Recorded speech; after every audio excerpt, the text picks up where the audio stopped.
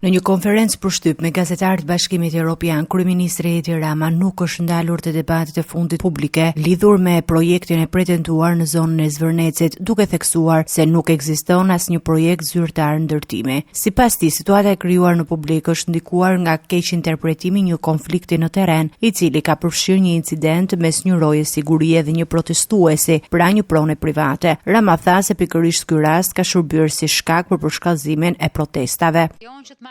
Kjo protestë është provokuar nga një akt i shëmtuar dhune, nga një roje sigurie kundër një protestuesi në kufirin e tokës, vendi për të cilën po flasim që prej një jave apo më shumë tashmë, për të cilën morën masa më të ashpra dhe më të shpejta. Protesta është ndruar në protestë masive me refrenin "anuloni projektin". Thash po e anulojmë në këtë moment, por më tregoni projektin, nuk ka projekt, tha kryeministri. Kreu i qeverisë theksoi se ndonse se ekziston një kompani interesuar për zhvillimin në zonë, nuk ka ende asnjë leje ndërtimi apo projekt të miratuar. Nëse dikush thot se ka një leje ndërtimi, le ta tregoj atë. Përkundrazi, nëse më pyesni dhe jeni të interesuar për faktet, po, ka një proces, po, ka një kompani. Sigurisht që ka një kompani, por fakti që ka një kompani nuk do të thotë se ka një projekt. Rama reagoi edhe ndaj raportimeve në mediat ndërkombëtare, të cilat kanë pasqyruar pretendimet e protestuesve se në zonë ekziston një projekt konkret. Ai i cilësoi këto raportime si të pabazuara në informacion të pasakt dhe keq interpretim të situatës. Ju keni ardhur pas disa ditësh kur historia është përhapur në mënyrë të gabuar, por nuk ka projekt. Gjatë deklaratës së tij, Rama u ndal edhe tek çështja e ishullit të Sazanit, duke sqaruar se nuk ka asnjë marrëveshje për shitjen apo privatizimin e tij. Sipas tij, çdo diskutim lidhet vetëm me një bashkëpunim të mundshëm investimi dhe jo me transferim pronësie. S'kemi marrëveshje për ishullin e Sazanit, sepse po negociojmë prej 2 vitesh, kur s'kan kërkuar ta blejnë ishullin dhe po ta kërkonin, kur nuk na ka shkuar ndonjëherë në përmend alternativa për ta shitur ishullin. Marrëveshja ka të bëjë me sipërmarrjen e përbashkët mes investuesit dhe Shqipërisë. Ishulli u përket shqiptarëve,